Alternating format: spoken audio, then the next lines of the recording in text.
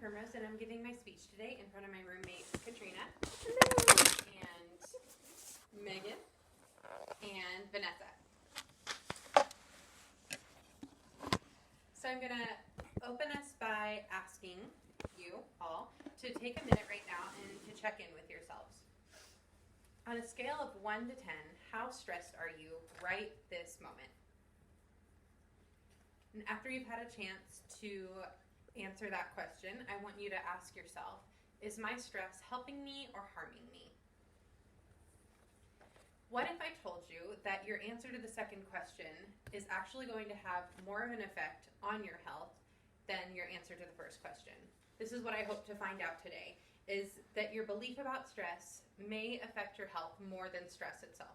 And the reason this is important is because I polled our class, our discussion group. I asked everyone to pick between two topics. One was gun control and one was stress. And unanimously, everybody wanted to hear about stress. So we're a relatively stressed group of people. I'm hoping that by the end of this speech and presenting the research that I found, we will know as a group whether or not befriending our stress might be better for us than avoiding stress. I used research from 4 different sources. There's a stress psychologist, and her name is Dr. Kelly McGonigal. There's a stress biologist named Dr. Daniela Walker, and then 2 different studies from Abiola Keller and his colleagues, and also Jeremy P. Jameson and his colleagues. Today we're going to be learning about the effects of short and long-term stress on our physical and our mental health, so different organs in our body, and then we're going to talk about whether or not our belief about stress affects any of those things. So first off, what are the effects of short-term and long-term stress on our organs? Primarily our hearts and our brains. We're going to start with our brain and the short-term effects on our brain. Primarily, there's this part of our brain called the hippocampus. I'm going to show you that picture there. The hippocampus is this small part of our brains, but it's part of the stress response. It's also involved with learning and memory. And the way that I remember the hippocampus is I think of hippos on campus. They're a little bit stressed out, but they're really good students because they're good at learning and memory. Dr. Daniela Walker studied the hippocampus of rats when they were subjected to moderate amounts of stress over a short period of time. So they were immobilized for a few hours, and then a couple of weeks later, she ran some tests on them. And those rats did better on the intelligence tests 2 weeks after being subjected to the stress. Long-term effects on mental health are problems like anxiety and mood disorders, PTSD, and that's if the stress is chronic or intense. The effects on the heart, short-term, we get things like constricted blood vessels, accelerated heart rate, and over the long term, we get things like cardiovascular disease, heart attacks, things like that. So now that we've covered the effects of stress on our bodies, we're going to look at how the belief of stress may or may not affect the consequences of stress on our health. A positive belief about short-term stress could produce health benefits. This is a form of what's called cognitive behavioral therapy, and we're going to learn a little bit about that. This study that was done by Jameson, Mendez, and Knox, it's called Improving Acute Stress Responses, the Power of Reappraisal. And we have a graph here of what that looks like. When we're stressed, our bodies respond. There's a stressful situation. There's increased physiological arousal. That means that our hearts are speeding up. You're noticing changes happening in your body. But then something important happens in between that and what you're believing about your stress. So there's a negative arousal appraisal, which means that you think, okay, something bad is happening, my body is responding.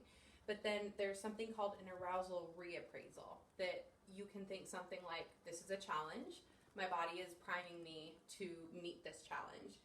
And from what you can see here, people who have negative arousal appraisals, there are more negative effects than people who do a reappraisal. So they look and they think, okay, my body is meeting this challenge and there are reduced negative effects overall.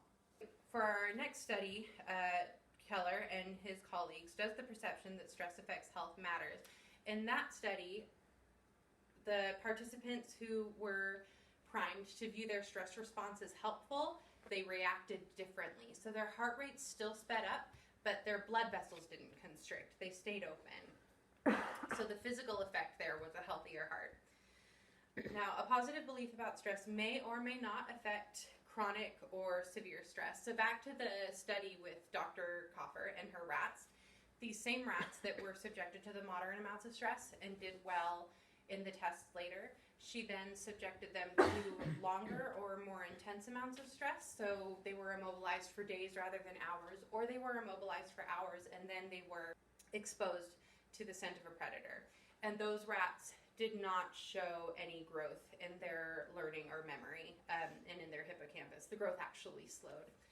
And then we get into things like trauma territory. I wasn't able to find any research that showed positive belief about stress helps in time of trauma or intense grieving. But Dr. McGonigal, in her TED Talk, which you should watch, you should definitely watch, she talked about how when people are in those types of situations, if they are reaching out for support and if they are caring for others, that helps with what is called stress resilience. In conclusion, now that we've covered all of that, stress that is moderate and short-lived can have positive effects on health depending on what you're thinking about it. Stress that's chronic or so long-term or intense, you may or may not be able to affect that depending on what you're thinking about it. But if you have support, if you're participating in self-care, if you're looking out for others, you can become more resilient. So why not try this? The next time you feel your body reacting to a stressful situation, try coaching yourself. Dr. Kelly McGonigal gave us this statement. This is my body helping me to rise to this challenge. According to science, your body will believe your brain and it will act accordingly. Stress exists for everyone. It's unavoidable. But what you tell yourself about it can lead to a longer and happier life.